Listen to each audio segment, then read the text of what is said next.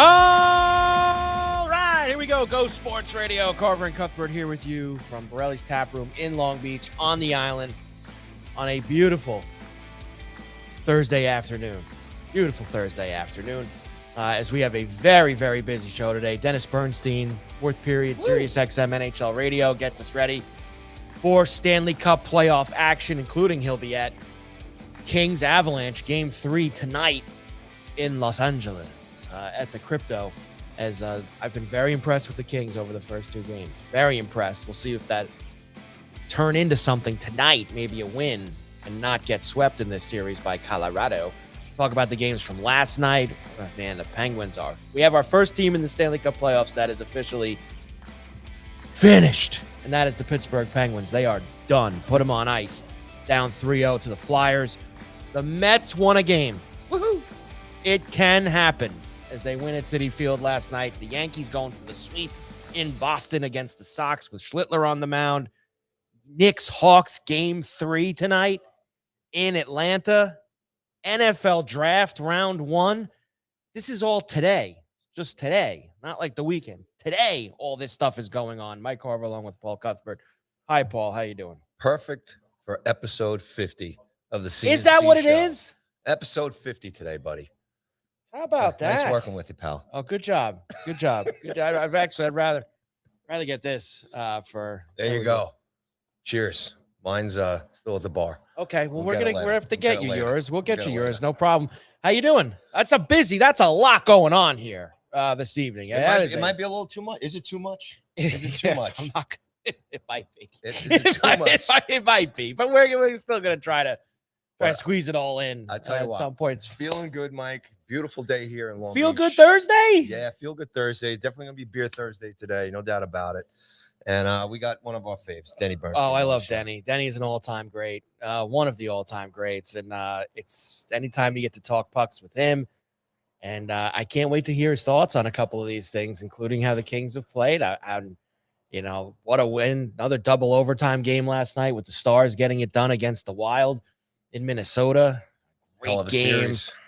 This Duck Oilers series is wild, too. Jeez, with the Ducks flying last night in Edmonton. Unreal. Another 10 goals put up in between the two of them. And it's such a weird series because it completely is the opposite of everything you think about with playoff hockey. Mm-hmm. It's the total opposite. It's just run and gun. And I do think that you will see, because now that the Ducks have won a game and it's 1-1 going back to Anaheim, you would think that there's maybe at least 6 games in this series coming down the pike, at some point.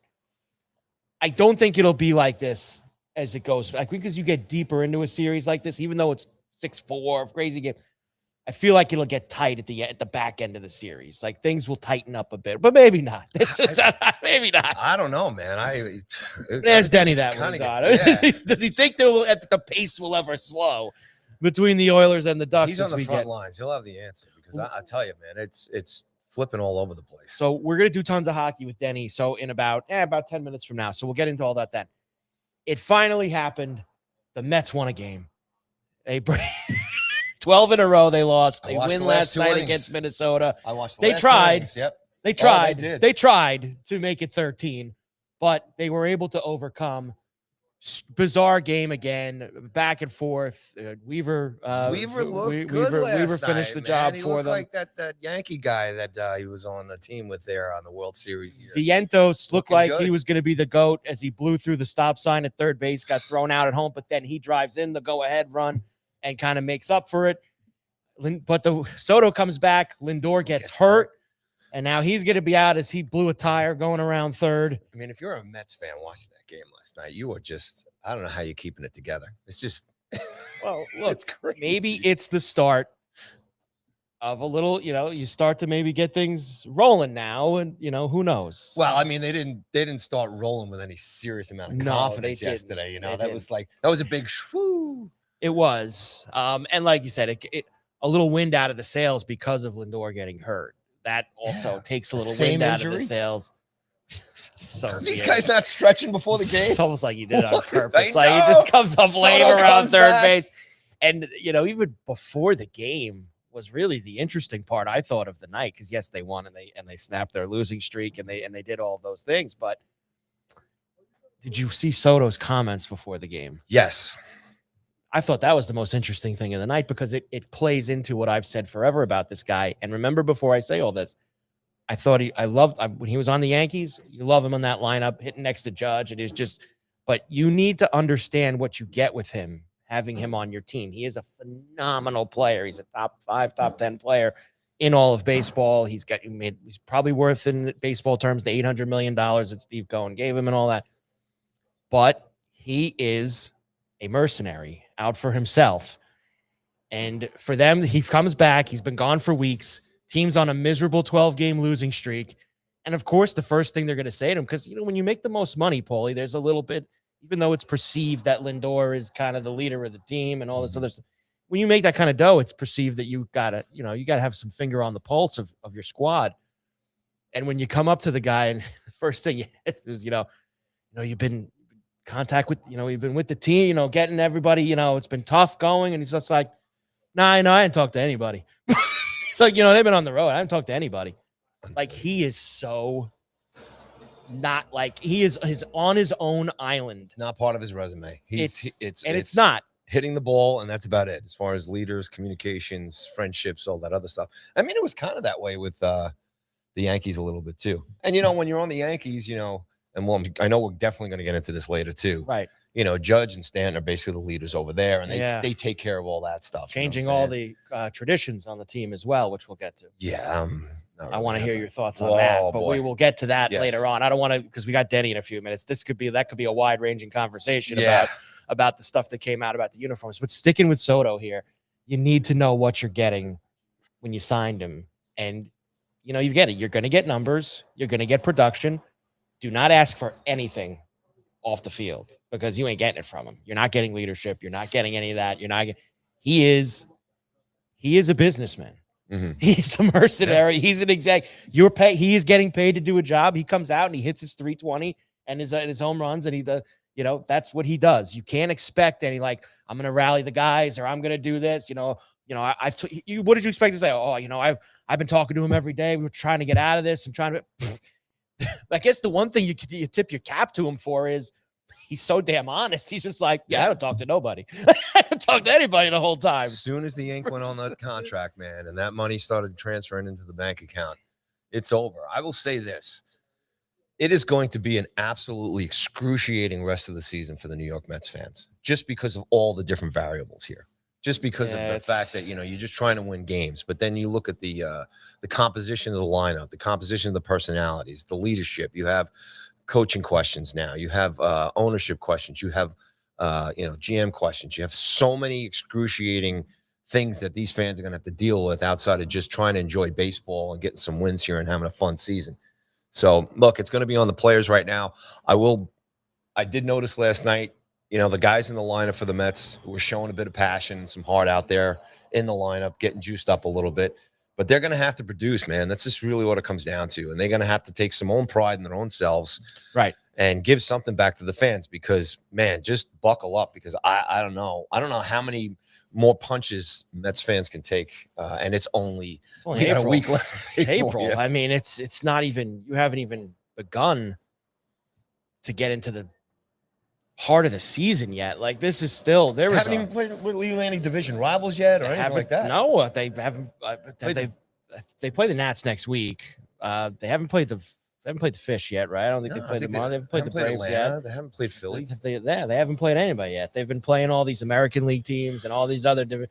And look, it's not that they're doing any better, to be honest with you. Phillies, Philly's been buried here. They now have the longest losing behind streak. The Mets. I'm sure not in Philly. They had 8 or 9 now, I think, after losing last night to the Cubs, and they play the Cubs this afternoon at Wrigley with Christopher Sanchez on the mound, as they'll try to get off the deck a little bit. But it has been a Philly. Tommy walks by. Whoa, Tommy gives the. At least his Flyers are playing well. Flyers one step away from the second round of the Stanley Cup playoffs. But all in all, despite the Soto comments, you got to be, you win a game, you're happy. So that's the one thing that they do have going for them going into tonight, where they face Jersey Joe Ryan. Yeah, if you're the and Dodgers, the Twins. Dodgers and the Yankees with the big payrolls here, at least winning kind of keeps you out of the headlines as far as, getting on the squad here. But Yeah, you look at Philly and the Mets and their payrolls, man, and just coming up with just absolutely nothing. It's awful. And they deserve every bit of bashing that they get, as far as I'm concerned. right. And I'm looking forward to bash them more as we go forward. Well, look, it's a small step you take. You win tonight, and you win a series. You win 2 out of 3. Yep. And then you move along, and you play Colorado this weekend, who's been actually not bad. Colorado's played well, considering they're supposed to only win 50 games this year. They're when you're supposed to go 50 and 110, and you've gotten out to a nice. They've start. won a couple of series, so they have for the Rockies. I mean, they like took 2 games from the Dodgers huge. last weekend. They've played well against the Padres the last couple nights. Snow in the ballpark. It's snow. They clear it out, and they still win the games. But they've been a little different away from Coors Field. At least they're winning games at Coors Field. They've had some trouble outside of their ballpark, which they'll be this weekend, of course, when they come to Citi Field. And then the Nationals after that, who have scored the most runs in baseball this year, the Nationals. Believe it or not. Didn't know that. But did you also know they've given up the most runs in baseball? Then that makes sense. So that's, you got to give and take with the Nationals here for us there. All right, Carver and Cuthbert, Go Sports Radio, here with us on a Thursday down at Borrelli's Taproom in Long Beach on the island with just tons of stuff to get to today, including, of course, the NFL draft is tonight, round number 1. They are in Pittsburgh. All the pomp and circumstance. Everybody's ready to go for what is going to be. And is that on just exclusively on ESPN? They always have the coverage, I believe, along with NFL Network, of course. Okay. So you've got, you're going to have to bounce around to a lot of things tonight. So many. This is like one of these nights. Like I got the 3 TVs in the basement. Like this is like a only 3. You got to have 3. You got to have the iPad. You have the iPhone. You got everything. Well, if I added in the iPad, I guess 4 would be a 4-screener, which is it's kind of a 4-screener night around here. Well, you could just come down to Borrelli's later, and it'll be on every website. And if I was, and I that is actually where I would prefer to be. Mm-hmm. If I had a choice, and it was like the first thing I could pick is I would be at Borrelli's because they're having a Nick watch party with Chris Childs, and they're doing all those things. And I'm sure the draft will be on one of the TVs, and Yankee Sox will still be on one of the TVs, but the sound will be on the Knicks with the Nick watch party and Double C. But I would, prefer to be here first. But because, I have things like having to put like little Willie to bed and like all those other things going on. Priorities, my man. Second choice would probably be in my basement with all the televisions after I get the kids to sleep. And then I could just go NFL draft, Knick game, Yankee game, Stanley Cup playoffs, switching around back and forth all over the place. It's just it is one of the great things about getting older and getting your own house and your own home is having your own setup. I got one of those 2 downstairs in the basement. Can't call it the man cave because it's shared, but but I got my setup down there as well too. So it's you do have that. And John asks, aren't the NFL Network and ESPN one and the same? And they do own some piece of it, but you still get the 2 separate crews on both NFL Network and ESPN. So you still have all of those things that we'll get to us there. We will get DB up here in a moment. We're getting him ready to rock with his setup. And we talk Stanley Cup playoffs with him, including and the Avalanche. Number 3. Right in. What are you feeling there? Oh, I'm gonna save it for Denny. I'm gonna save it for Denny. Once we get the screen up and going for him, we're gonna get Denny going there with us. There's Denny for us. So Dennis Bernstein, of course, the 4th period, Sirius XM NHL Radio is with us as we get ready for more Stanley Cup playoff action here tonight. Denny, how are you, my man? What's going on? Oh. Denny, can you hear us? We see you. Let's see. I'll have to get Denny. No, Denny can't hear us. Denny can't hear us. Let's see what's going on. Denny can't hear us. We'll have to get some work with Denny on the other side of things. Everybody else could hear us. John heard us in the chat box. He's been hearing us in the chat box, but not Denny. We'll have to get Denny cooking, and we'll bring him back. All right, Denny, hang on a second. How about we'll do this? I'll take a break, Paul. You can text Denny. We'll get him all worked up. Make sure he can hear the music and whatnot when we come back. Carver and Cuthbert, Go Sports Radio here at Borrelli's Taproom in Long Beach on the island. We'll come back with Denny Bernstein right after this.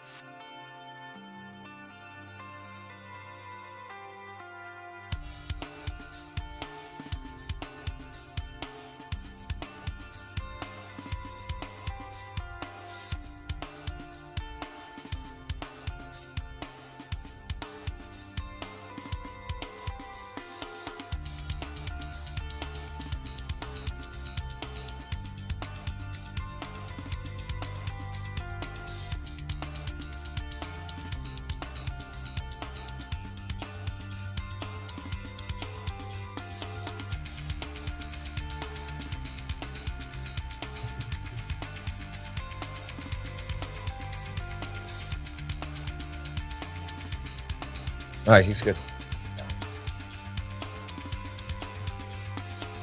And we are back. Carver and Cuthbert, Go Sports Radio from Borrelli's Taproom in Long Beach on the island. The one and the only.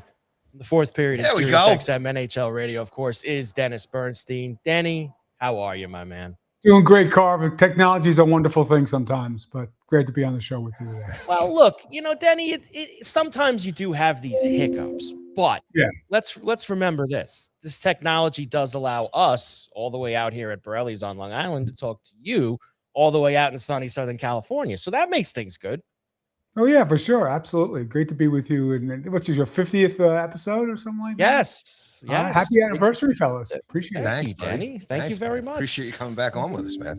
Let's kick it off with this, Denny. And that is, of course, the Kings and the Avalanche, of course, where you'll see game 3 tonight at the Crypto. And I will tell you, Denny, I thought usually you can make a case of NHL playoffs first round. Anyone can beat anyone. Everyone's got a chance.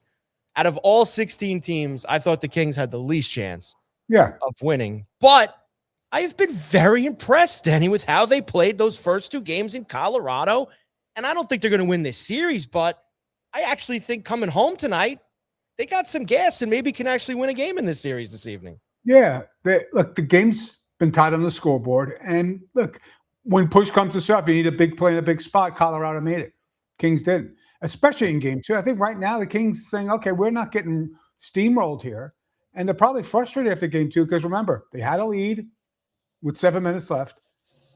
Byfield missed a penalty shot. They had 5 power plays. They had opportunity to win that game. They could have gone back 1-1. I agree with you, Carv. I don't see them way of winning the series unless they start scoring goals. And Colorado's just too good. Like they still can't get inside. And McKinnon and McCarr haven't gone off yet. So if they go off, look out, it's over. So yeah, this is their game 7, Carv. They don't win this one. They're not going into game 4 down 3-0 thinking they're going to be able to do anything. They have to be the more desperate team tonight here in Los Angeles.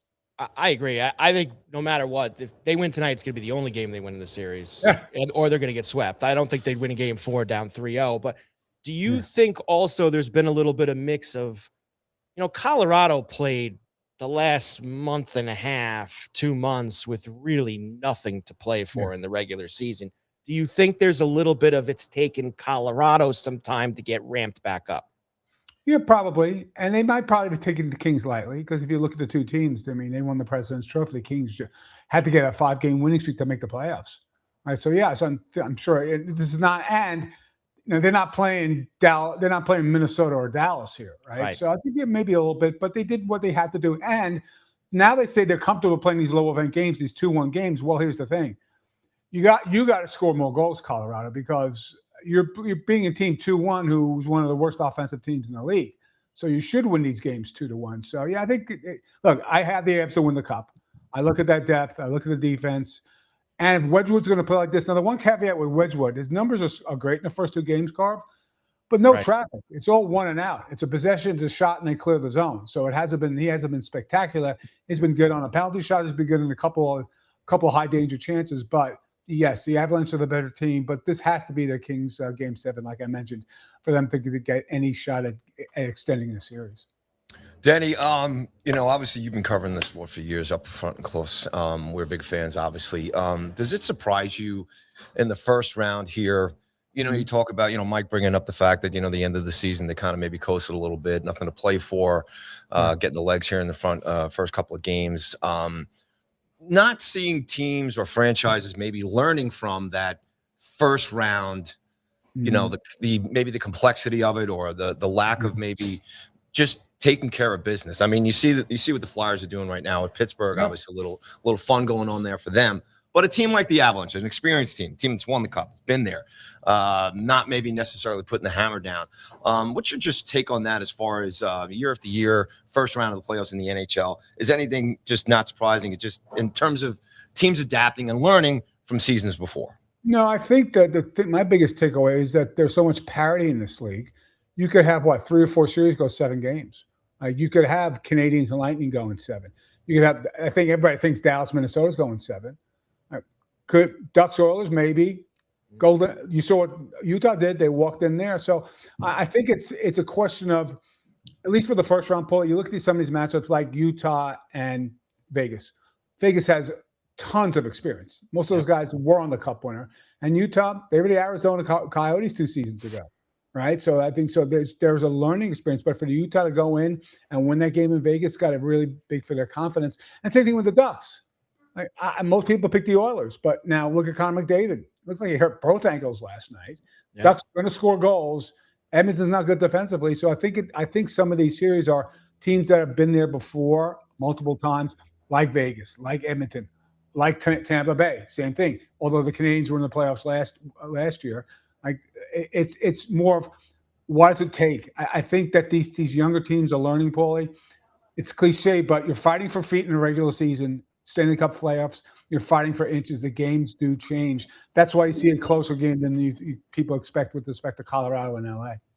All right, let's rip through some of these other series, Denny. Let me get your thoughts on them. First of all, you mentioned Edmonton and Anaheim.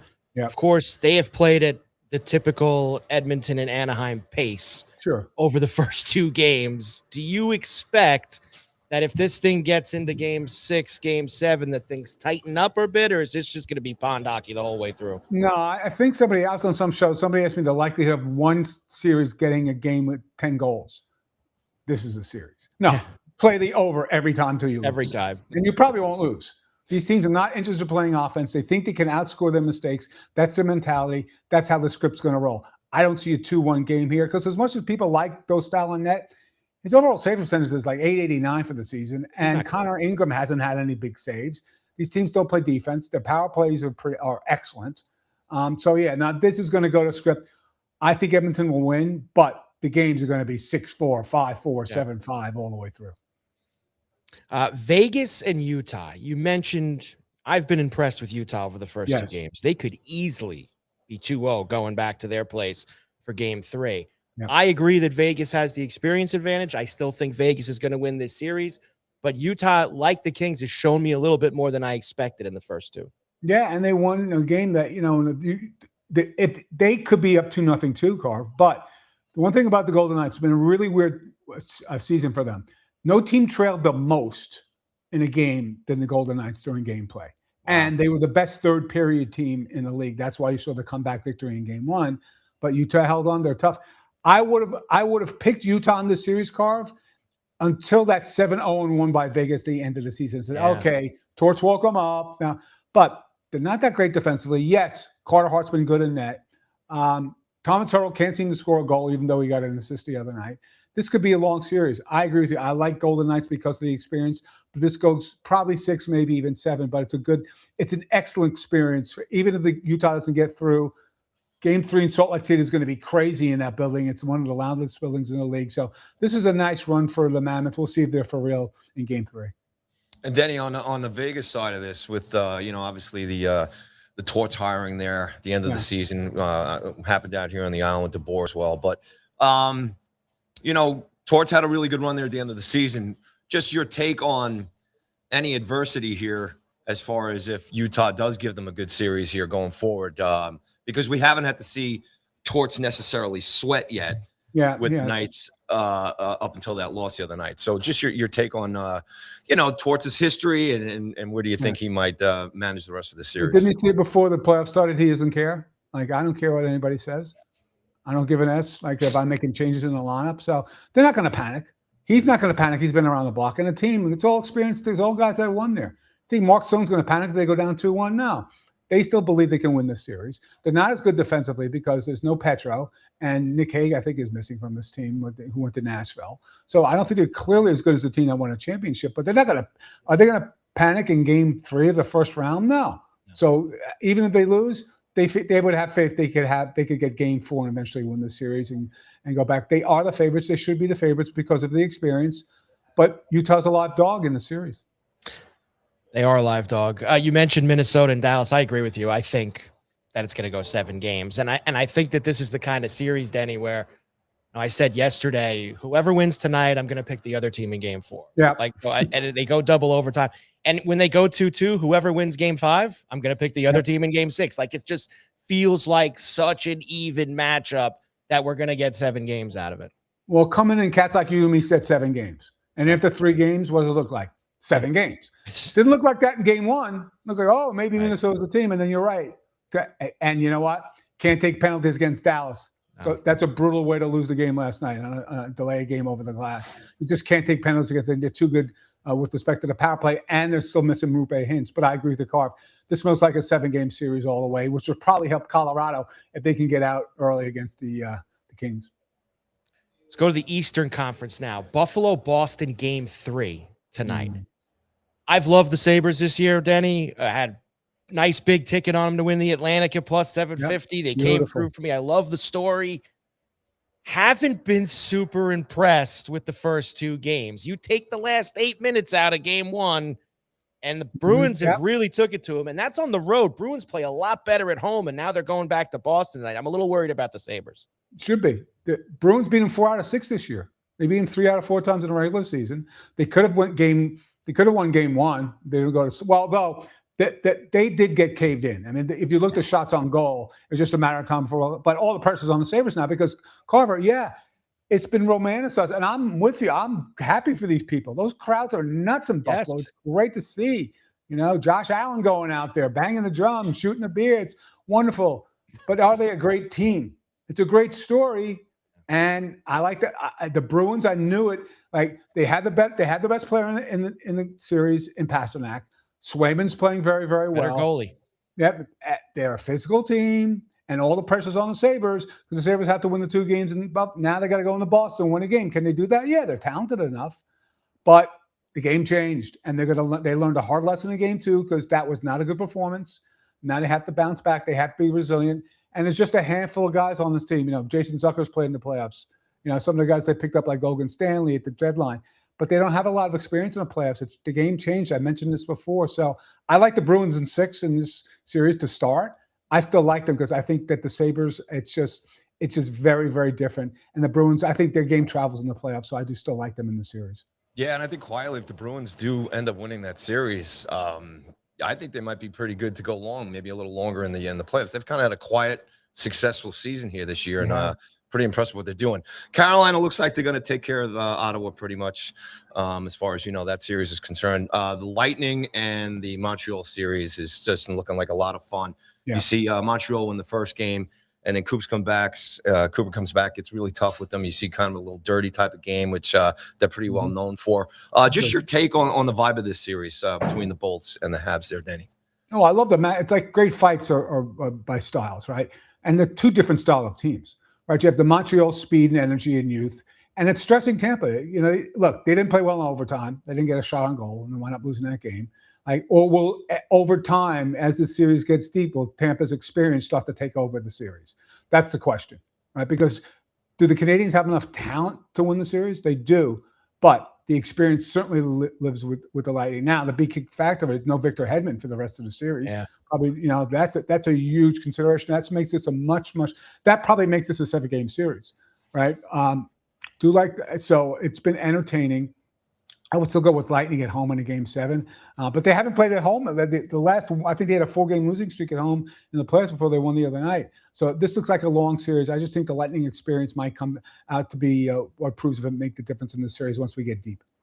I will say, Montreal didn't get rattled when Tampa started the physical stuff with them in game 2. That they did not. And I think that's going to serve them well as we get deep. Because, there's only so much Tampa could do with it. You can't keep giving Montreal power plays either, Danny. They're lethal. It cost them in the first game. Yep. So Koski's hat trick was all power play goals. You can't do it. They proved it, right? Especially without Hedman.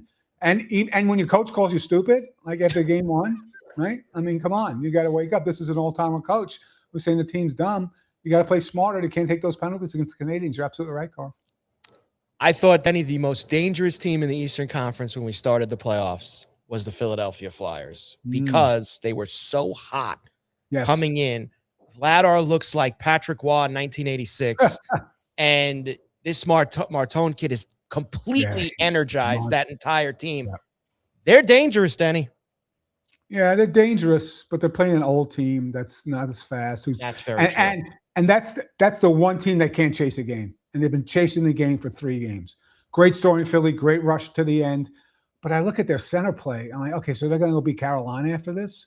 I don't know. Great story. And look, I always say the league's better when Philadelphia's relevant, and they're relevant again, right? When I like You may not like the Flyers, but to see 6,000 people at Wells Fargo, that's not the way it should be. That building's full. That building's going crazy. Gritty's back in the saddle. So is it surprising about 3-0? Yeah, I think most people have this as a 6 or 7 game series. But when you watch the game being played and you watch the last 3 games, there's no question Philly's been the better team. So they rightfully own that 3-0 lead.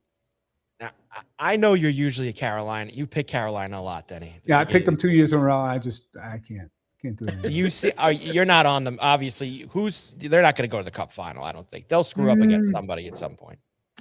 Yeah, probably. Well, they can't beat an Atlantic Division team. That's the problem. They usually get there. Right. And again, they're set. Like I know Stan Coven's played really, really well here early. He's got a couple of goals, but he's your second line center. And he's 5'7" and 185. I don't know how you're going to be able to get through that center alignment.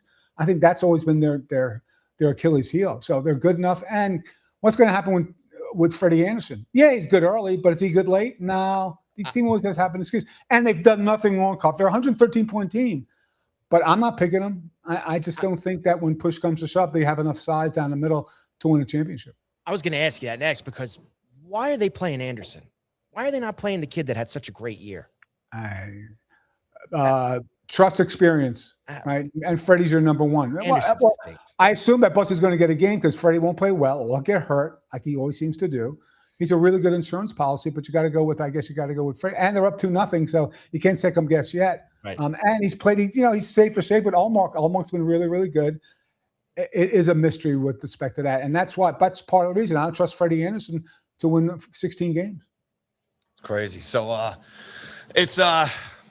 it's starting out, the first round here is starting out like pretty much like it always does here, Denny. A lot of fun just watching it and getting the mix-ups here. And I know we're going to definitely have you back here as we move along into the next couple of rounds here. So appreciate your time. I got to ask you before I let you go, because you're also a baseball guy. And then me and Mike are going to get into this here shortly. And I know you're a Yankee guy too, as we are. Yes.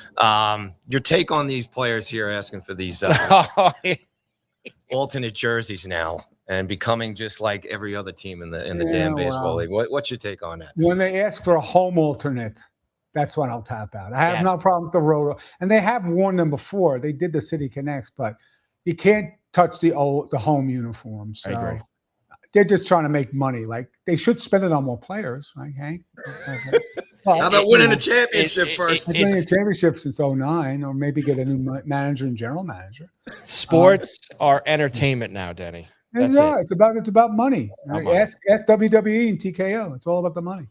Denny, enjoy the crypto tonight for the Kings and the Avalanche game number 3, and we'll talk to you again soon. Thanks, boys. Thanks for the time. Appreciate it.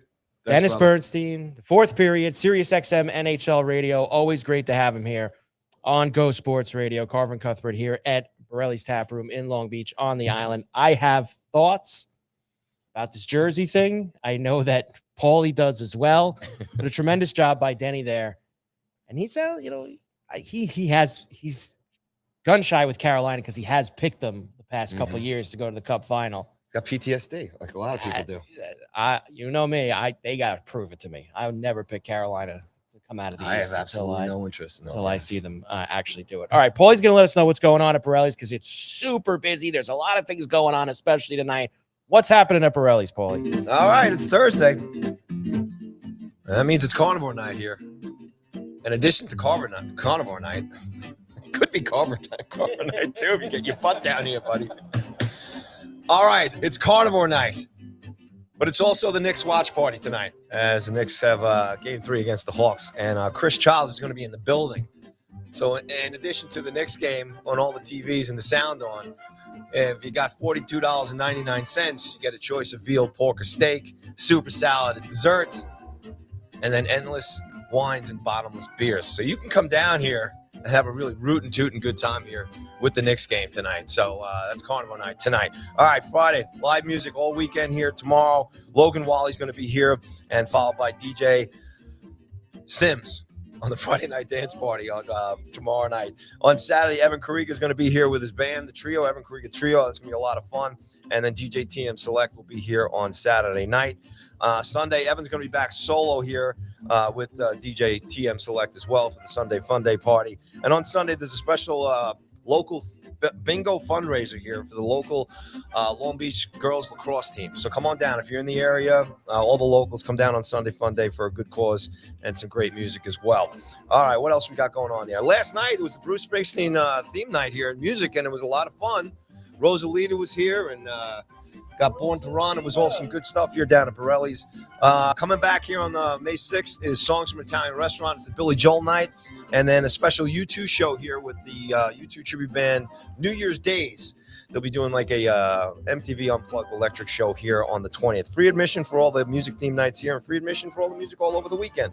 And that's what's going on. The comedy series, David Tell is sold out next week, but Ian Finance is going to be here on the 29th. There's still some tickets left for that. Jared Freed is on June 27th and Joe List on July 14th. There'll be more comedy shows announced in the coming weeks. Also want to let everybody know about the Country Fest. It's going to be here on May 15th through the 17th. That weekend is going to be a beautiful weekend here on Long Island. I can guarantee it. And we'll have a bunch of Nashville artists coming in there, hanging out with your host, Anthony Gal, who's a regular down here at Borrelli's. And that's pretty much what's going on. And lots going on, as always, here. And don't forget, anytime you come down to Borrelli's, any time of the day, any time at night, mention the Carver and Cuthbert show, and you get a free Miller Lite draft. And during all the Knicks games, you got 2-for-1 pizzas, dollar wings, great bucket specials, all good stuff. It's Beer Thursday here today for me and Mike and the Carver and Cuthbert show. So we're going to have a couple, and definitely going to have some soup and sandwiches before we get out of here later. Weather's nice. Come on down. Hang out with us. And that's what's going on at Borrelli's Taproom. Borrelli'sTaproom.com. Got to have it. Absolute got to have it, especially when the weather's nice, to come down here to Borrelli's and get it cooking here. Hey, heroes. There's Eddie in Columbus, the Bronx Buckeye, checking in on the chat box as well today. We are here on a Thursday, and it's a very busy. So we got a lot to get to. Great job by Denny with the hockey. So you're set up for all that tonight, which is Game 3, Ottawa, Carolina. Game 3, Boston and Buffalo. Game 3, LA and Colorado. Those are your 3 games for us this And, we have to kind of be a little upset with the New York local hockey teams, because if they had been in the playoffs, Denny would have been in town at some point. Yeah. And we could have got him down here. Yeah. I last time I saw Denny in person was when the Islanders were making those runs, and I caught him that was the last year of the that run they had where they played the Lightning and at the old barn during that playoff run. I saw him at the Boston game in the second round, and then the Lightning, Game 6, that incredible overtime winner before they lost the Game 7 in Tampa in the Eastern Conference Finals. 1-0. And when you think about it, and he has been here, I guess, the Rangers had the East Finals with Florida a couple years ago, so he was in town for that. But yeah, you catch Denny in town when the locals are in the playoffs and they make deep runs. So another reason to be mad at the Islanders. Another reason to be mad at all Denny of them is that Denny's not in town this weekend. But I'm sure he'll get it around. He likes to. He'll get himself into town at some point here, Denny. That's for sure. Carver is the hardest working man in sports media. I don't know if I would say that, but I would agree. I'm definitely trying, Eddie. I'm trying my best to be that. That's pretty certain. All right, let's go. You brought this up to Denny. I'll bring it up now. First, the good stuff. Yankees beat the Red Sox again last night. They're going for the sweep this evening with a Schlittler on the mound. Yeah, and let's just talk about Cam right now going on the mound tonight. All the talk about, there's a lot of chatter. Boston thing, and supposedly he's getting death threats, and he's really. I've loved his attitude. Obviously, he's originally from Massachusetts. Yes, right? New England guy. New England guy, and I'm sure that kid. This is a little fun stuff going on with him in the mound tonight, right? I think this is his first time pitching in Boston, right? Or is it? No, he pitched the wild card game with the 12 strikeouts. Yeah. So that was his one other time. And that's where the back and forth first started. He had the 12 strikeout game in the wild card round against them last year. Yep, it was amazing. And now him being obviously from the New England area, there's been a lot of chatter. Now there's been a lot of back and forth. That game was at home, wasn't it? That game was, I thought the game was in Fenway. Because I was there. I was looking. You were at the Schlittler game where he struck this. So the game was, all 3 games were at, the Yankees had the home, home field. All 3 games were at home. So he hasn't pitched at Fenway. That's what I meant. Yes. He hasn't pitched at Fenway. He has not pitched at Fenway. This is his first game at Fenway tonight. Correct. Yes. So he's on the mound tonight. Got a chance to sweep. All the talk, all the back and forth. Love it. And I would have to say, because Cam has come across to me very much, and God, he almost looks like him too, like Jarrett Cole, how he handles himself. Yeah. And this would be a fun one tonight, and I hope he just brings the smoke and takes care of business and get the sweep. Now that's the baseball side of things. That's the baseball side of things. So, and look, just things are just nice, just back winning. So no drama, no BS off the field, and then we get this. So the report came out yesterday that the Yankees, some of the Yankee players, and I'll just particularly Aaron Judge and Giancarlo Stanton, want the Yankees to be able to wear this, which they can, by the way. The reporters all did the digging. It is listed as one of their uniforms that they can wear if they so choose to, which is the blue tops with New York across the front, technically a road alternate uniform. Now, we know what this is going to get into. The Yankees have the most history and tradition in all of baseball. They've worn the same uniform. They've never put the names on the back. They've never done this. They've never done that. And I agree with you. And I think Denny said it perfectly, and it's what I was going to say to you too.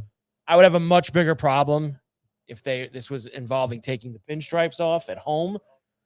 The road uniform, despite staying in principle the same forever, it has had some variations and it has looked different in some types of forms over the years.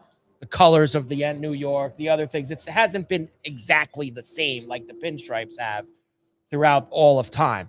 Now, Judge's point was, well, we got a patch on the side of a uniform now, so what's tradition? And that's actually, it's actually my side on it too.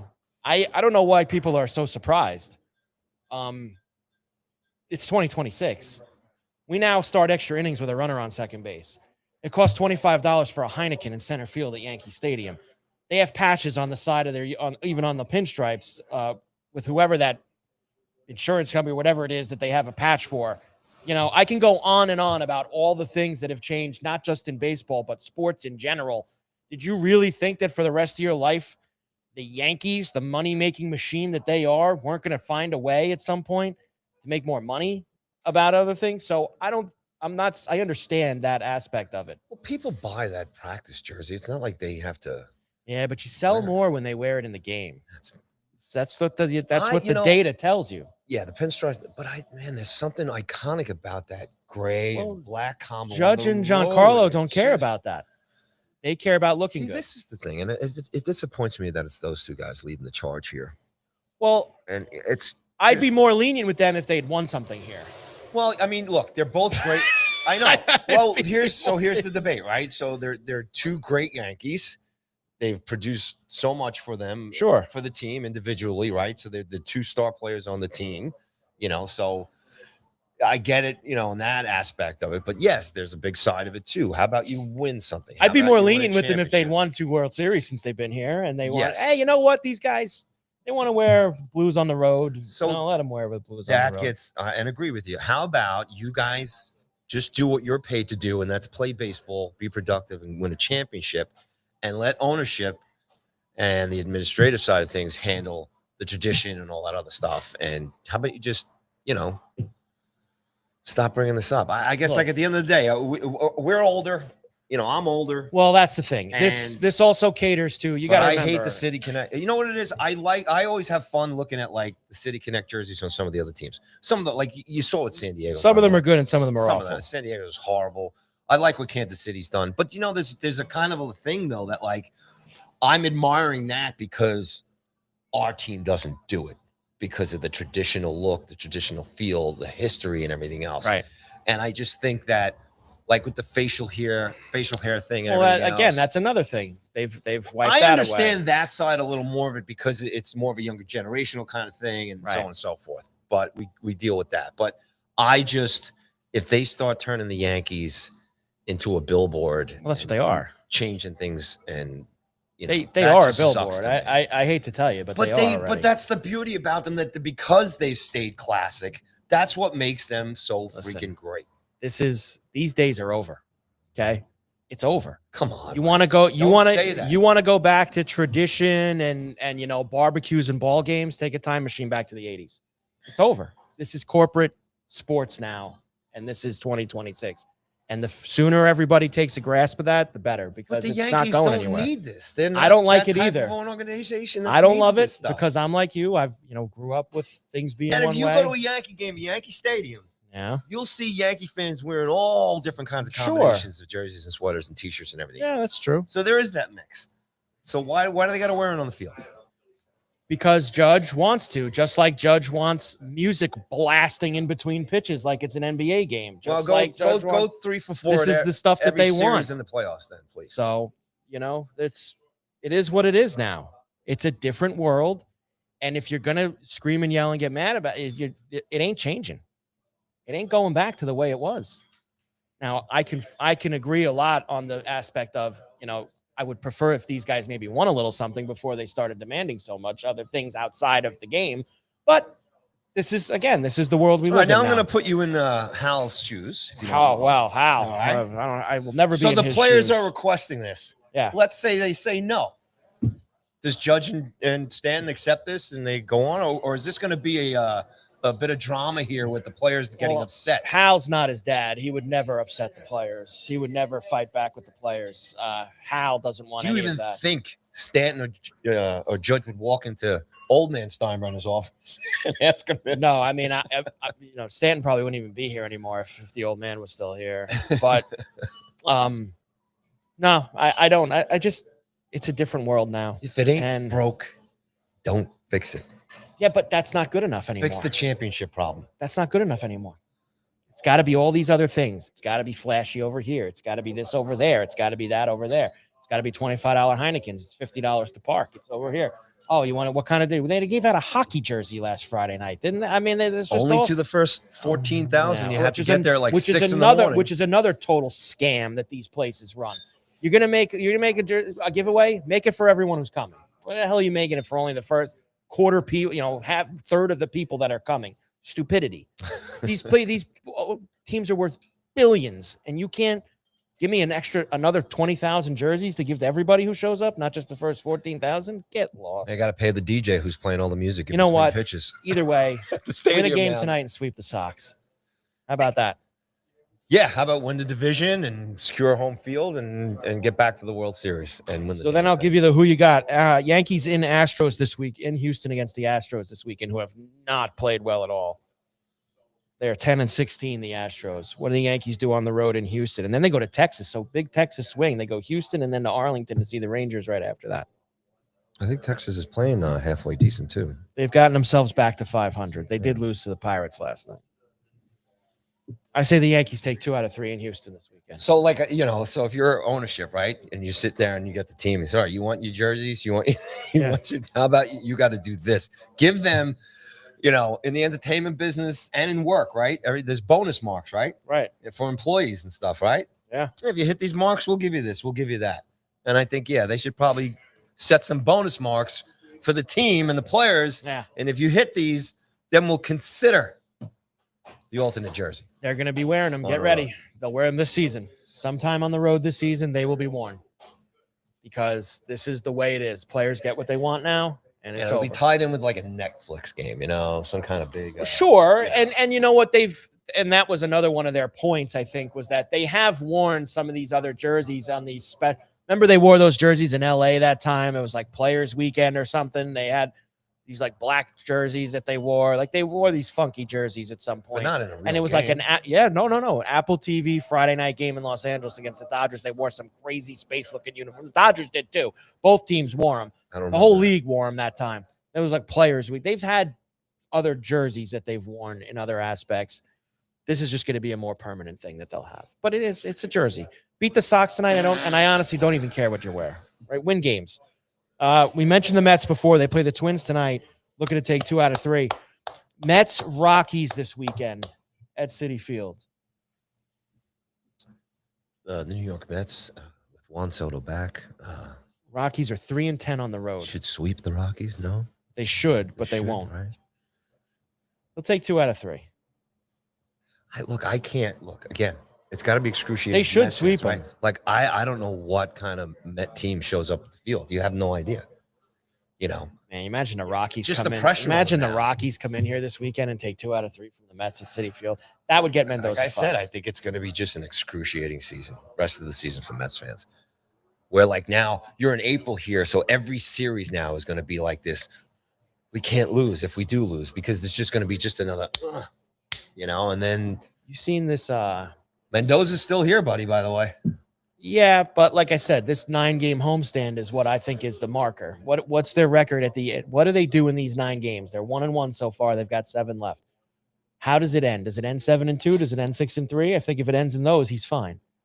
Does it end 4-5? He could be gone. Do they lose 2 out of 3 to the Rockies? Do they get swept by the Rockies this weekend? He'd be fired.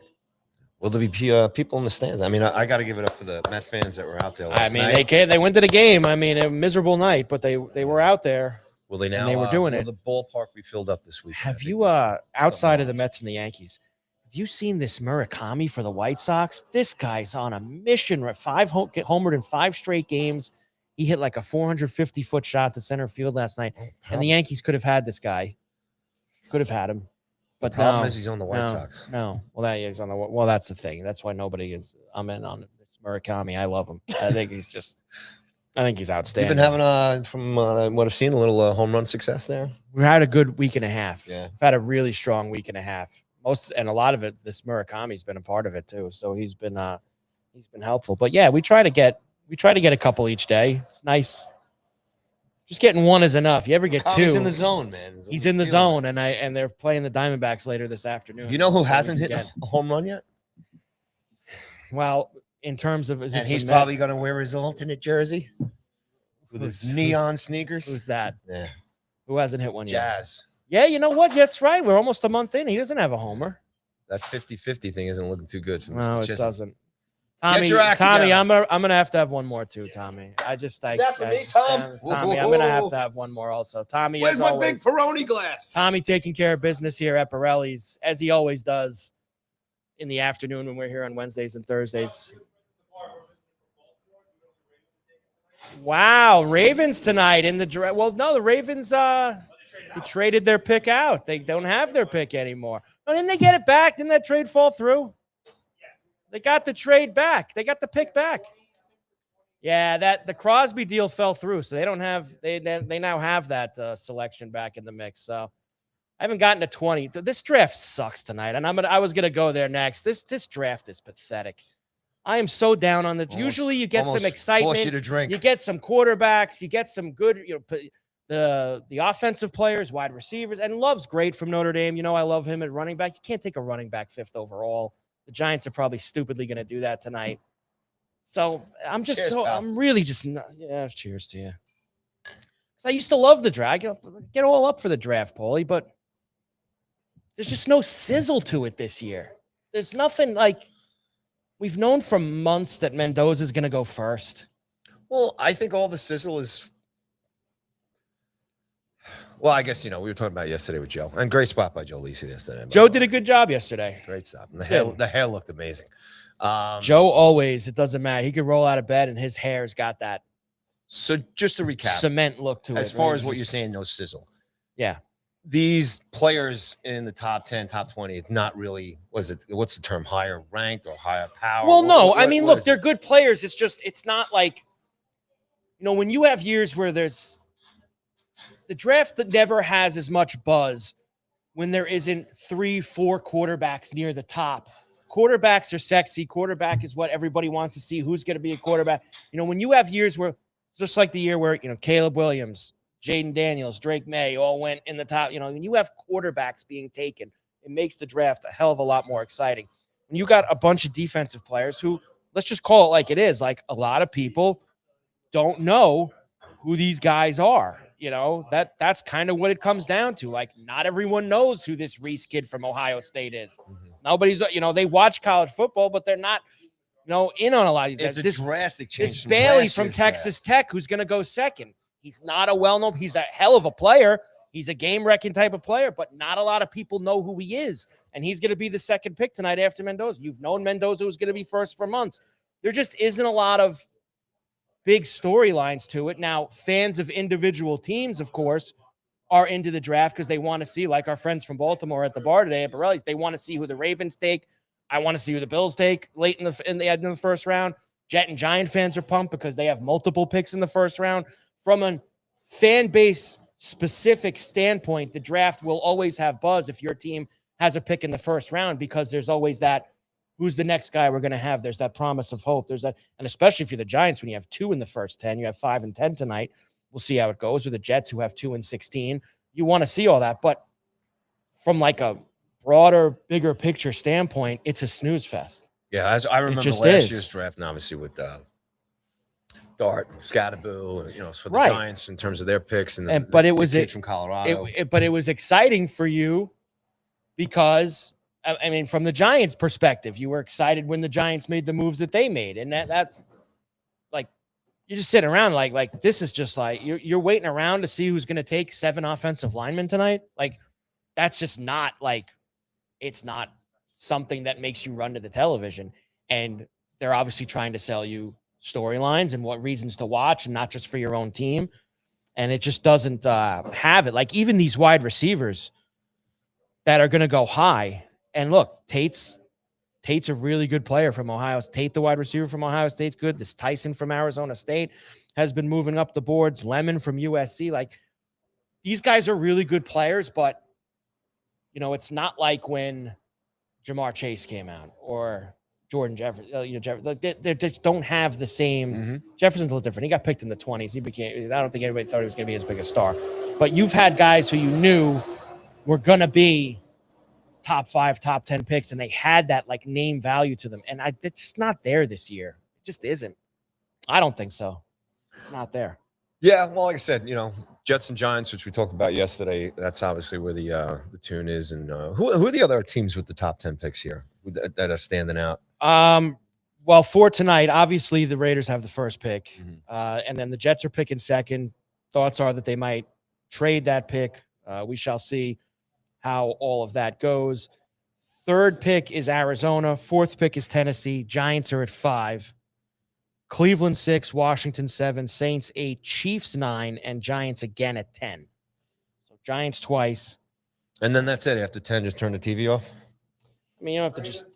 Ravens are 14, which was a little bit higher. You said 20 before. Ravens are at 14, which they had traded for Max Crosby, and then that trade fell through, so now the Ravens get to go at 14. Ravens haven't picked that high in a while. It's been a while since the Ravens picked that high. Probably will. You could see, and that's another thing they sell you all the time. Going to be lots of trades at the draft tonight. Last year it was like 1. Never listen. These teams make all their picks. They go get it. I want this wide receiver. We talked to Joe about it yesterday. This Concepcion from Texas A&M. Mm-hmm. That's now the guy that I have penciled in. I want the Bills to take at 26 tonight. Is this Concepcion? You think and if they don't get him, I'll be mad. So that's I need to find a reason to be mad. Well, mad on which aspect? Do you think if the Bills don't get him, I'll be mad. Just period. Period. But if he's on the board at 26, if he goes 20, if he goes 23rd, then they should have moved up and got him. All right. If they trade away 26 and someone else takes him, I'll be mad. If they pass him completely and they pick at 26 and he's still there, I'll be mad. I need to find a reason to be mad. That's what it's all about. It's about being mad. Yeah, I don't want to go home happy. When you pick at 26, you want to try to get as good a pick as you can get. Chiefs picking in the top 10 for the first time in forever also is interesting. Joe mentioned that tight end from Oregon yesterday. That might be a place to look for them, kind of the next passing of the torch. That is Kenyon Sadiq. Passing of the torch for a little replacement for Kelsey down the line. He's a very big athletic What about tight Baltimore end. getting maybe a tight end too? To replace that guy's been dropping big balls the last couple of seasons. Mark Andrews. Well, he has dropped a couple passes. Maybe it's time for a change in Baltimore. And they did lose Likely. Likely went to the Giants with Harbaugh. So maybe Sadiq will be there for them at 14. I think he's going to go a little earlier than that. Because tight end now, you saw a couple tight ends, Loveland and Warren last year go in the top 15.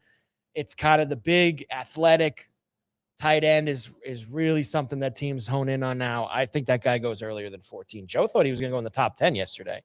Joe thought the Chiefs might take him at 9 or the Saints might take him at 8. So a few things to watch for the draft if you're so inclined. Joe was a rip yesterday. So if you didn't see it yesterday, Joe's always a rip. Watch yesterday's Go Sports Radio, Carver and Cuthbert. Joe was his usual self. very excited afterwards. But whatever makes me upset, Positive at the end of the energy. night is where I want to be. Carver and Cuthbert, Go Sports Radio here at Borrelli's Taproom in Long Beach on the island as we get ready of the multitude of things we've already talked about that are happening tonight. We also have Knicks-Hawks Game 3 in Atlanta, as the Knicks have had a couple of days off to think about the despicable loss that they had in Game 2 and how they let that game get away against Atlanta. This is tough. I know I keep saying it to you. This is a really tough chore for them tonight, and this is how I think it's going to go. And I don't know if it's tonight or if it's Game 4. I think they're going to split in Atlanta. I do think that the Hawks are going to win one of these two games at home. Well, Michael, is it more important that they win tonight if they're going to split, or then if they lose tonight? I don't think it matters. If the Knicks win tonight, they'll win Game 4. If they win tonight, the Knicks will win Game 4. I don't think it particularly makes that much of a difference. If they lose tonight, it's pretty much they have to win Game 4. Well, of course, that you could say that about either team. Yeah, but nobody wants to go down 3-1. The Knicks are going to win this series, but the Hawks are going to make I the wouldn't be work. so sure now. No. I wouldn't be so sure. Don't start that. You were here yesterday. Oh, they should roll over this team. They should steamroll them. I'm the only one who they're not going to steamroll them. What I was saying is the fact that they didn't put them away when they had the chance. Well, look, this might come back to bite them now. Here's what that did the other night. Them losing that game the other night means instead of the series being over in potentially 5 games, it's going to be over in 6. Like, that's kind of, and I always thought it was going to be 6. So I thought Atlanta was going to win some games in the series because I thought they were getting disrespected. They are not a bad team. They've been one of the best teams in the NBA since January. This was a tough matchup for the Knicks in the first round. They caused tons of turnovers. McCollum can get hot. There's just a lot of things about Atlanta that don't play well for the Knicks. Brown is still working through some of these rotations, I think he maybe learned his lesson the other night. You can't have a long stretch where both Brunson and Cat are off the floor. He needs to have at least one of them on the floor at all times because you need to have that one guy who could be the dominant scorer out there. You can't go. And then at the end of the game, if Brunson can't hero ball the whole entire last 7 minutes of the game, he just can't. You've got to get some other guys involved. And as great as Brunson is, and everybody loves him, and when he's hot, he's hot. That's what we've talked about. That's not happening. That doesn't happen. Well, it was one game. Yeah, but it was kind of it was one game. It worked the game. It's one game, and you make the adjustments and you work off of what happened. I think they win tonight. There you go. I think they win tonight. I think Atlanta won Game 4, and I think the Knicks will win in 6. It's too many games. How is it too many games? Because the Knicks should have won Game 2. But they're not good enough to roll everybody over. They're not good enough. They should have been good enough to roll over this team, though. Okay. They had the chance in Game 2. The Pistons lost one of the first 2 games at home. The Celtics lost one of the first 2 games at home. So they're just like everybody else, then, I guess. I'm just saying, why? I don't know why you think the Knicks against the better. They're playing out of the top 4 seeds. They're playing the best opponent out of the 4 lower seeds.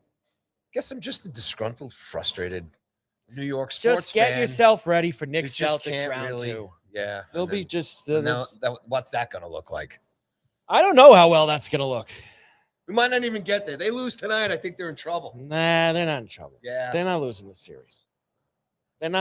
Come down to Borrelli's tonight. Chris Childs will be here for the Knicks for a watch party, and we can ask Chris and see what he thinks. Chris Childs in the house. Knicks Hawks watch party at Borrelli's. Going to be a big night here. There's a lot going on. You also have Cavs Raptors Game 3 in Toronto. I like the Raptors tonight, Paulie. I do think that they're going to win the game in this. I think tonight's the night for them, down 2-0. And Nuggets Timberwolves in Minnesota Game 3 with the series tied 1 game apiece. Denver a short road favorite tonight in Minnie. I didn't like the way Denver played in the second half the other night. I could see Minnie winning here. Eddie in the chat box, look like tonight is the night. Hawks win, series goes 6. Knicks win, it goes 5 for the gentleman's sweep. All in for Hawks money line tonight. Best chance they will have, according to the algos. I don't know. I still think the Hawks will win Game 4 if they lose tonight. So I'm not going to go with Eddie's theory there in the chat box. I'm not going to go with that. It's not a bad summary there. Did you watch any of the Thunder and the Suns last night, or you were out? I'm gonna just wait till the finals and then I'll watch the. Thunder. You're not into the I NBA. let's just. There's too many out of all the things that Come are on. going on tonight. That's on the bottom of the list. Not the Knicks, but the rest of the NBA. I mean, who's gonna beat them? The Thunder? Yeah, come on. Not the Suns, but the Nuggets could. The Spurs with a healthy Wemby could. No, The Spurs beat them all year long. Playoffs are different than the regular season. I agree with that, but I don't think that it's a done deal and they've won the title. But there's that Mendoza running for you there. I see they're showing the Mendoza highlights up on the screen, Paulie. You love this Mendoza. I didn't say I love him. I said You love Mendoza. I like him. I said You his think story. him and I love his Kubiak, story. His story is excellent. him and Kubiak are going to re-energize the Raiders. The Raiders. That's what you think is going to happen. Oh man, They're going to get going and energize themselves. been a long time since the Raiders won anything.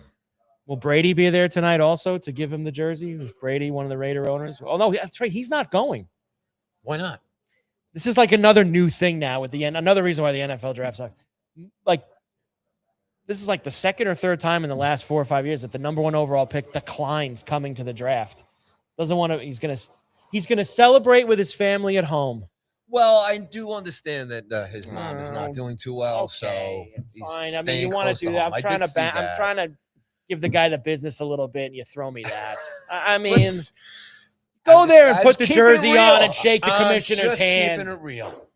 You get him a private plane. He'll be home in 3 hours. You send him back down to Miami He's after very, that. very close. You're the number 1 overall pick. I understand kid with the alone. family Leave thing. the Go kid there and alone, shake Mike. the commissioner's hand and get your jersey. Send Brady. Leave the kid alone. Send Brady. Should Brady go out and hold his jersey next to Yeah, Goodell? sure, why not? And he With can put on Kubiak? his, what is he working for Fox too, right? And you just do it all in the same show. Well, he only's those 20 games a year that he does. That's all that he's obligated to do. Doesn't have to do any more than that as we move forward. Carver and Cuthbert, Go Sports Radio here from Borrelli. Let me hold on. So okay, as far as sorry. this NBA stuff, Sure. there's nothing surprising you yet? No. The first round of the NBA playoffs is boring. It just is. It's not like the NHL. The NHL, anybody can win. The lower seeds can beat the higher seeds. This is just, who's going to win. Look, the Lakers win in the first 2 games without Luka and without Reeves. It's surprising, but the Rockets are gutless. So I mean, what do you expect? The Rockets are. You can't trust. You the hear Rockets. that, Houston? The Rockets are The gutless. Rockets are gutless. It's true. You could trust them to beat anybody. I don't know. I wouldn't. Lakers are going to win that series now after winning the first 2 games at home. That's good for the But NBA. what else is Get the surprising? Lakers in I the mean- second round, huh? I mean, Wemby got hurt in the Spurs lost game 2. They're still not going to lose that series to Portland. Oklahoma City's going to win. I guess there's some intrigue with this Minnesota-Denver series with game 3 tonight. I mean, do you think the Celtics aren't losing to the Sixers? The Pistons aren't going to lose to the Magic. The Cavs aren't going to lose to the Raptors. I'm just saying, can I say that about the NHL series? No, I agree with We you. could sit there, and other than the Penguins, who are down 3-0, Mhm. is there anyone else that you could be like, yeah, the series is over, Did you see Sid getting nailed for that? I did. And then the scene in the And, penalty box did you see with the the fan, woman? with the fan in the side? Got to look at it. And Sid kind of gave the little smirk. I got to give that cameraman Sid, a vacation to Hawaii. Do or you know something what for I catching actually, that, man. I was thinking about this even before I saw that last night. I'll go off on a tangent here. You know who I think Sid, because he's a hockey player and the hockey guys don't get as much exposure, let's say, as the other sports, as NBA guys or NFL guys or anything like that. Sid is sneaky funny. He's got a lot of personality. Yeah. And you'd never have gotten it out of him, whether it's just because he's a humble guy. You know who I think he's going to have kind of like a post-playing career like? Now, his playing career, his accolades are up there with the greatest of all time. Yeah. And I was thinking of a comparison post-playing career. I think he's going to be a little bit like Eli Manning. Eli was not a guy when he played who did anything. He was not a outgoing guy, wasn't a funny guy, wasn't anything. Obviously won 2 Super Bowls, doesn't have the accolades. Career, he's won 2 Super Bowl MVPs. He's got accolades. You're talking about off the field. But Sid is like multiple cups, multiple gold medals, multiple MVP. Sid is like one of the pantheon of greatest players of all time. I feel like when he retires, like Eli had, all of a sudden Eli retired and you found out he was like kind of funny. I mean, I think it's over. It's gone a little too far. Well, some we of the saw stuff it with on, him and Peyton. McAfee show the other But day, last week. He's got like this dry humor and he's got some personality to him, which you didn't think he had when he was a player. I think Sid's going to have a post-playing career where he's going to get on one of these studio panels, or he's going to start doing stuff, and you're going to see how outgoing and what a funny guy Sid is. Because it feels like he's got it, but he's got a lot of Jeter in him where he keeps a lot of stuff in and he doesn't. But it's like stuff like last night where he gives that little Jeter smile. to get into that public guy kind of thing. That Jeter's a whole nother world. But you wonder how Sid. It'd be interesting to track what Sid does. I think you bring up a great point because he could go into the business side of things, right? As far as maybe well, he's from a school too management or ownership or something like that. He doesn't need, like some of these players who you see on panels in all sports. They need to do TV because maybe they didn't make as much as other guys. Or whatever. Sid doesn't have that problem. No, Sid doesn't need to do television, just like Jeter and A-Rod don't need to do television. I think he would be very good at it. Because I think there is a ton of personality there with him that will come across a lot. When he goes and does that. What are you curious to know? No, you just bring up like he doesn't need all. Certain players might need the extra money and stuff like that. Sid doesn't. I'm not saying these guys didn't make any money. I'm sure Sid over the years, as far as endorsements in terms of skates, sticks, tons of stuff. Guy's loaded. He don't need to work post-playing career. Is what I'm saying. And I'm not saying that. I'm not just throwing names out there. I'm not saying Anson Carter or, Colby Armstrong or Bissonnette. Like these guys made money as players, not Sid money, but they made plenty of money too. Yeah. But they're obviously got a post-playing career where they got into broadcasting and they did it. Fair play to Biz. Haven't been the biggest fan of him over the years, but fair play to him. The guys from, their network and getting the Netflix deal. Those guys are making bank. They have the alcohol sponsorships. It's incredible. But you take him a step further, being on TNT and on their panel is, that's enormous. Be sitting there with Hank and with Gretzky it's just that's for a guy who is and he's readily admitted, but a fourth liner who played 6 minutes a night, and then and I'll give him this much too because he loves to give it out. Yes, but he's been taking it a lot too. Yeah, because the stuff with him and Butchie's funny when he gets at Butchie on Twitter. He's not the smartest analyst out there, but neither am I. I'm not an analyst at all.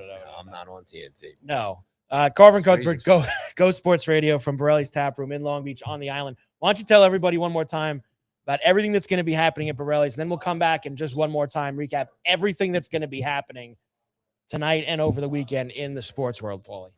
Once again, we are broadcasting live every Wednesday and Thursday from Borrelli's Taproom here in Long Beach on Long Island in New York, 912 West Beach Street. Come on down, hang out with us Wednesday and Thursday afternoon. We got a $12 lunch special here, soup and salad, and all kinds of great drink specials too. And if you walk in the place and mention the Carver and Cuthbert podcast anytime you're at Borrelli's, you get a free Miller Lite draft. So we'll start off there. All right, it's carnivore night tonight here at Borrelli's every Thursday. $42.99 gets you choice of steak, veal, or pork, super salad, and dessert, endless wine, and bottomless beers. Good stuff. And in addition to carnivore night tonight, we also have the Knicks watch party here at Borrelli's. 2-for-1 pizzas, dollar wings, and Chris Childs will be in the house. So sound on. Good time here at Borrelli's on carnivore night with the Knicks. Friday Night Live tomorrow night with Logan Wally. He'll be here. And then DJ Sims for the Friday night dance party after that. On Saturday, Evan Kariga will be back here with his band, the Evan Kariga Trio, followed by DJ Tim Select for the Saturday night dance party here at Borrelli's. And then on Sunday, Fun Day, Evan will be back solo for the live music, and DJ TM Select will be here for the Sunday night dance party as well. So those guys are busy here this weekend at Borrelli's. And then on Sunday, we have a special bingo fundraiser for the local Long Beach lacrosse girls team. So come on down. That'll be early during the day. And that's going to be a great time and a great cause. So if you're in the South Shore, Long Beach area, come on down and support the girls. May 18th, got a couple special nights coming up here down at Borrelli's in addition to the comedy and the music theme nights. May 18th is the ravioli night down here, so come on down for that. May 15th through the 17th is going to be the Country Fest that's going on here at Borrelli's Taproom.com, hosted by Anthony Gal, and there will be some artists from Nashville themselves going to be here all weekend long. That's going to be a great time. Come down for Mother's Day too. We got the Mother's Day brunch with unlimited mimosas. And what's the other special drink there on Sundays there? Mimosas and Bloody Marys or something like that. Bloody Marys, It's going to be a great mimosas. time down here. Bring Mom down for the Mother's Day brunch down here at Borrelli's. Comedy. David Tell is sold out next week. All the comics have been coming in here lately. They've just been selling out all their shows. There's a few tickets left for Ian Fidance on the 29th. Come down for that. And then Jared Freed's going to be here on June 27th. And then Joe List will be here on July 14th. Go to Borrelli'sTaproom.com or Eventbrite.com and search Borrelli's Comedy to get tickets for those shows. And don't forget the Borrelli's golf outing will be here on June 22nd, Monday, June 22nd. Let's go. And Middle Isle Golf Club down here in Borrelli with all the post-fun stuff coming down I hope so. after the golf outing. So we're going to have a lot more information on that as we get closer to the golf outing. We'll be down there. And I think I got everything. Don't forget the music theme nights are always here on Wednesdays, select Wednesdays. We had Bruce Springsteen nightly here last night. It was a great success. And coming back on May 6th is Billy Joel night, which is now kind of moving to the first Wednesday of every month. Songs from Italian Restaurant. You get $21 pasta dinner special. You get half-price bottles of wine. Come down for that. And then on May 20th, special event here with the U2 tribute band, New Year's Days. And they're going to be here doing an MTV-style, unplugged, electric U2 Night of Greatest Hits. Free admission for all the entertainment down here, except for the comedy shows, of course. And that's pretty much what's going on here. There's always rocking and rolling down here. There's something here for everybody, whether it's comedy, music, the games, sports, all that stuff. And again, for the Knicks games and the watch parties, 2-for-1 pizzas, dollar wings, and just come on here, start your session off, and mention the Carver and Cuthbert podcast, and you get the Miller Lite Draft special. Free Miller Lite Draft to start your session. One of these. Mike's got it right there. Because it's Beer Thursdays here at Borrelli's. It's beer day every day here, and wine, and great food, pizzas, and all that stuff, and great people. Thanks for hanging out and watching the show. Boom. There you go, Mike. You got it all in. You did it. There's so much more. I just don't have the time for it. But, that's why we have to do 2 days a week here so I can get as much promotions in for the Borrelli's activities here. I would love to come Hard to here keep up. tonight for the Nick watch party with Chris Childs and watch all the other things that are going on. I would love to do that. I wish that I could. Well, what's the most intriguing thing for you tonight? Is it the Knicks game? Is it the Yankees Sox? Is it the Mets going for their second win in a row? Is it the NFL draft? Is it the Stanley Cup playoffs? I mean, what are you going to really kind of focus a little bit on tonight? I mean, I think that it's from here, it's the Knicks. I mean, the Knicks is the biggest thing tonight. And you know what? I shouldn't say that. The Jets and Giants having 2 picks each. I think locally here in New York, it's Jets and Giants first tonight. I think it is draft, and then it's Knicks, and then it's Yankees, and then the Mets won last night, so nobody cares again. I'm just saying, like they won last night, so For me, it's Cam, draft, Schlittler at the top. Knicks, Schlittler in Boston against the Red Sox. NHL playoffs. A little earlier start there too, 6:00. A little earlier start than usual. So it's just, I think it's 6:10 East is the first pitch. A little weird. Oh, is that because the Bruins are playing? Maybe. I don't know. Might be because of the Bruins. Wow, you get Bruins home and Red Sox home tonight in Boston. Man, it'd be nice if we had these problems in New York and they're in the playoffs. Too bad we don't have any. It might be a traffic kind of thing for Boston. They're going to be rocking in Boston tonight. What a strip down there around Fenway and TD Garden. I tell you, man, we might have to get on the train and get up to And Boston it seems tonight. like their coach is even going to sit in on the draft tonight, even though maybe he's not going to sit in the draft this Is weekend. that a big thing, whether or not coach is there or not? I mean, I think the other stuff around him is the bigger thing, but what's the other stuff around it? it's Is that something we need to talk about? I don't particularly care, but there obviously is a major story with the coach of the New England Patriots that's been around for the last couple of days, and I think he probably did himself no favors with his press conference this week. And then they're at midnight saying he's not going to be here for day 3 of the draft on Saturday. Just, it is what it is. People live their lives in ways that they want to live them, I guess, Paulie. That's kind of how it Kind of how it goes. Yeah, well, just like that coach down in Michigan, football coach in Michigan. Interesting too. I am in on. I'm going to be locked in on all of it. I do. You know what? The Schlittler in Boston thing is cool tonight. That is cool, especially with how there's been so much back and forth. And it seems like they really want to go after him there at Fenway tonight. So It's going to be a hell of a show, and let me tell you, he has, and I thought one of the biggest things for them coming into this year was, would this guy be able to do the stuff he was doing at the end of the year last year, the 12 strikeout performance, and he didn't pitch poorly against Toronto in the division series either. Would he be able to do that in the regular season over a full haul? He's 5 starts in, Paulie. He's got like a 1.9 ERA. He's got 1 billion strikeouts. Like, he has looked the part for the first month of the season. And I think that is super encouraging. He's been there. Fried's been real good too, man. Fried was good last night. You know what? Been good they too. put some stats up about Fried against the Red Sox since he's been a Yankee. And this is the kind of stuff like you obviously want. When you give guys big money, you want them to be really good against your rivals. Mm-hmm. Fried has been excellent against the Red Sox. He's just been an excellent Yankee all around, man. And Schlittler has been excellent as well going here forward. So really, and they haven't even gotten Colin Rodon back, Paul. Do you know who this guy pitching for the Red Sox is? Peyton. Yeah, one of the kids, Peyton Toley's going tonight. Red Sox, man, you got a chance to put the hammer down on them. Put the boom boom tonight. on. You know, put the hammer down. Give him the boom boom on them. And they've only allowed 1 run over the last 2 nights, right? Shut them out on Tuesday night. 1 run last night. 4-0, 4-1. Rosario gets another start, third base tonight. He is a lefty, this guy tonight, right? He is a lefty, this guy. Benny, right? Well, Benny should play every single day. The Yankees were on a big shutout streak before they gave up that run last night. Almost as long as the shutout streak for my Lady Vols in the my Olivia softball league. We've played 18 innings this year. They've shut it. They have put zeros up in 17 out of the 18 innings. My Lady Vols, Paulie. So I have that going. I had no idea. 17 out of 18 innings. They throw the bagel up there. So we're off to a good start with that. Also, they have not released the Yankee lineup yet. So. Well, too early. Way too early for that. Paulie, great job as always. Tons of stuff this weekend and tonight.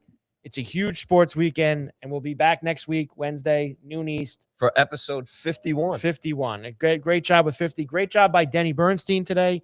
Great job by Joe yesterday. Another good week of shows here at Borrelli's, and we are back next Wednesday and Thursday, noon East, to continue it on. Mike Carver, Paul Cuthbert. Enjoy all the craziness tonight and throughout the entire weekend, and we'll see you next week.